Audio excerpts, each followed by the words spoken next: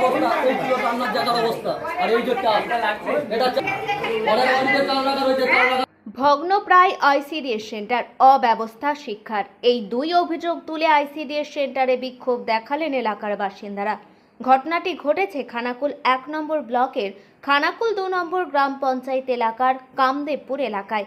ঘটনার সূত্রে জানা যায়, কামদেবপুর প্রাথমিক বিদ্যালয়ে রয়েছে এলাকার একটি মাত্র আইসিডিএস সেন্টার। এলাকার বাসিন্দাদের অভিযোগ, ওই আইসিডিএস সেন্টারের অবস্থা ভগ্নপ্রায়। আইসিডিএস সেন্টারে রান্না করার সময় রান্নার খাবারে জল পড়ে বলে অভিযোগ। এমনকি বর্ষার কারণে আইসিডিএস সেন্টারের আশেপাশে জন্মেছে আগাছা জঙ্গল, বাড়ছে সাপখোপের উপদ্রব। পাশাপাশি সেখানে শিক্ষার অব্যবস্থা, জায়গার অভাবে পড়াশুনো ঠিকমতো হয় না বলে অভিযোগ।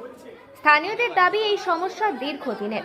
বারবার বিভিন্ন প্রশাসনিক দপ্তরে অভিযোগ জানিয়ে সুরাহা হয়নি বলে অভিযোগ।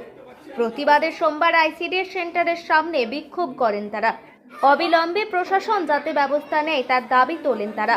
এ বিষয়ে কি বলছেন এলাকার বাসিন্দা ও আইসিডিএস সেন্টারের কর্মী, বিস্তারিত দেখুন। দিদিমণিদিকে তিরপল জুটানি, এইখানে একটা তিরপল মেম্বারকে দিদিমণিদিকে বলে যাচ্ছে একটা তিরপল দিলেও হয়, অথচ আপাতকের মাথায় একটা তিরপল দিন, নাহলে ময়লা হবে, ঝয়লা হবে, বাচ্চারা খেয়ে মারা যাবে। এত বড় পোকা চালেতে, এত বড় চালেতে কোনো সময় তো হ্যাঁ ঘটতে পারে তো। আমরা তো বলা যাচ্ছে ঘটনার ঘটে 5 দিন রান্না হচ্ছে, 5 দিন হয়নি। ওনারা কি করবে? পানি হচ্ছে, জল পড়ছে, চুলো ভেঙে যাচ্ছে। উনাদিকে বলছে ওনারা কি করবে?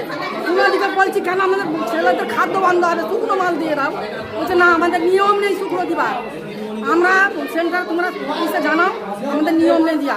ওই বন্ধ, পানি ঢুকে গেছে, জল ঢুকে গেছে, তাহলে খাবারটা শুকনো দিয়ে দিন, আমরা করে বাচ্চাদেরকে খাবো, তাও দেওয়ার আইন নেই। তাহলে বলেছি কি, একটা কিছুর ব্যবস্থা নেই এখানে, একটা কিছুর ব্যবস্থা নেই, একটা দিন বলে নেই, একটা কিছুর নেই ব্যবস্থা। একটা ব্যবস্থা করলে তো দেখতে পাই, হ্যাঁ বাচ্চারা খেয়ে তো ঘটনা ঘটে যাবে। আমার নাম জুসনারা খাতুন, ঘটনা ঘটে যাবে তো সব।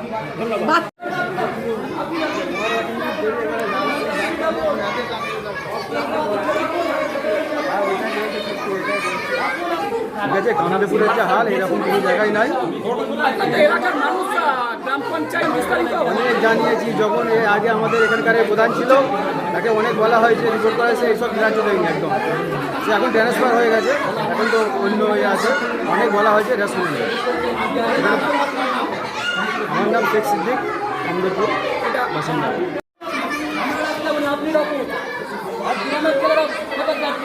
আপনাকে এখানে প্রতিবাদ করলে আপনাকে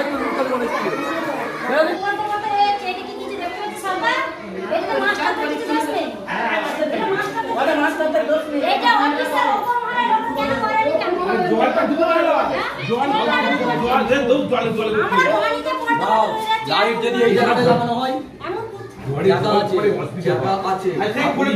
ফালতু কথা বললে হবে না। আমাদের ফালতু কথা আমার কাছে বললে হবে না। আমার চোখ আছে, আমরা বোকা চোদা নয়। একটা বাচ্চা ভালো দেখি, ধন্যবাদ।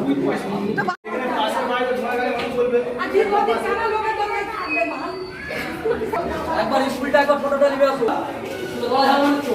বাচ্চাগুলোকে আপনি জিজ্ঞাসা করুন, বাচ্চারা কি জানো স্কুলে ঝাড়ু মারবে। সমস্যা হচ্ছে এখানে নিজস্ব, এখানে 135 নাম্বার, এটা কামদেবপুর গ্রামের 135 নাম্বার সেন্টার।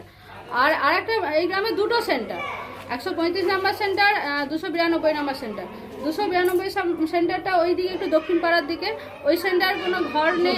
ওইখানটায় আমি প্রথম জয়েন করেছিলাম, কিন্তু এখনও পর্যন্ত হেল্পার দেয়নি। আমার হেল্পার না দেওয়ার জন্য এই সেন্টারের দিদি আরতি দেয়, ওই দিদি রিটায়ার হয়ে যাওয়ার পর 2022-এ রিটায়ার হয়েছিলেন।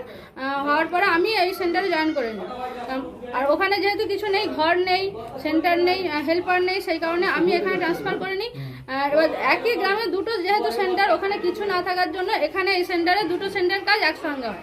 অথচ একসঙ্গে হয় ঠিকই, কিন্তু এই সেন্টারটা প্রায় আমি 13 বছর জয়েন করি, 2010-এ জয়েন করেছি। কিন্তু হওয়া থেকে আমি দেখেই আসছি প্রথম থেকে যে পরের বাড়িতে সমস্ত কিছু মাল থাকে, মানে এই একই অবস্থা। মানে দিনের পর দিন এই 13 বছরে 3টে মেম্বার, আমি আসা থেকে 3টে মেম্বার চেঞ্জ হয়েছে।